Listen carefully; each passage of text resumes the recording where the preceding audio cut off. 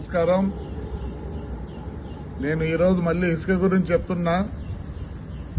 మొత్తం తాడిపత్రి కాన్స్టిట్యున్సీలో ఒక 25 మందే ఇసుక దొలుకుండేది. వాళ్ళందరూ నాకు ఆప్తులు. 5 ఏళ్ళు నాతో పాటు కష్టపడిన వాళ్ళు. నేను మళ్ళీ కోరుకుంటాను, మానుకోండి. మీకు ఒకరికైనా డబ్బులు అంటే 2,50,000 మంది ఉంటే ఓటర్లే, 25 మందికి ఇదే. దూరం చేసుకోవద్దండి. దయచేసి మీరంతా నా కోసం 5 ఏళ్ళు కష్టపడ్డారు. నేను గ్రీన్ ట్రిబ్యునల్ పోయినా, సుప్రీంకోర్టుకు పోయినా, హైకోర్టుకు పోయినా, అంతగా నేను తగు వేసుకున్నా. పోయిన గవర్నమెంట్లో మీకు తెలుసు, నన్ను ఎన్నిసార్లు పట్టుకొని, ఒకరోజు పొద్దున్నే 7 గంటలకు పట్టుకొని అన్ని ఊర్లన్నీ తిప్పి, డిస్ట్రిక్ట్ అంతా తిప్పి, మీరందరూ వచ్చి పోలీస్ స్టేషన్కి కూర్చుంటే మీ దయ వల్ల ఆ రోజు నేను బయటకు వచ్చిన. దూరం కావద్దండి. మీకు తెలుసో తెలియదో పొప్పూరుకు పోండి. ఆదివారం ఏసీబీ వాళ్ళు వచ్చి అంతా ఎంక్వైరీ చేసుకొని పోయినారు.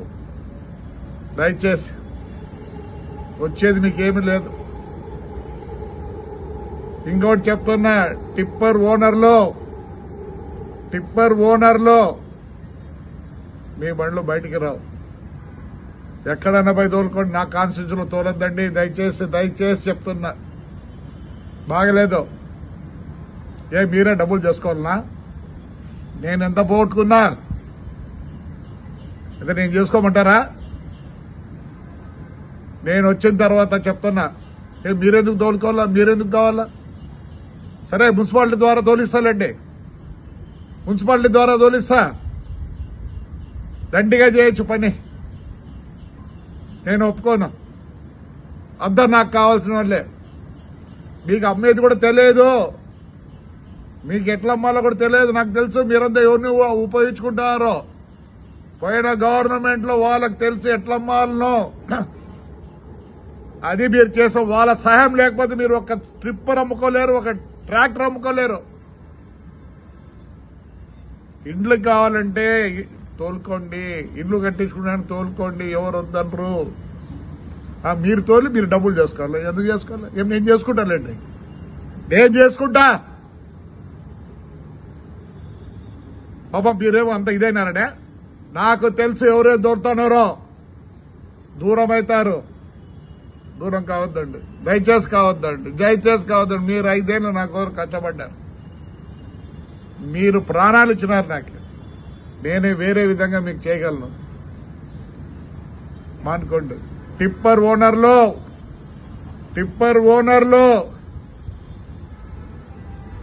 మీరు వచ్చి పోయినారని కెమెరాలో కనిపించింది. మీరు యాడున్నా వదిలిపెట్టండి. టిప్పర్లు తెచ్చి వదలరు. టిప్పర్లో ఏమి చెప్పండి. ఏమి ఆ 25 మందికి అంత అవస్థ? బతకలేకున్నారా?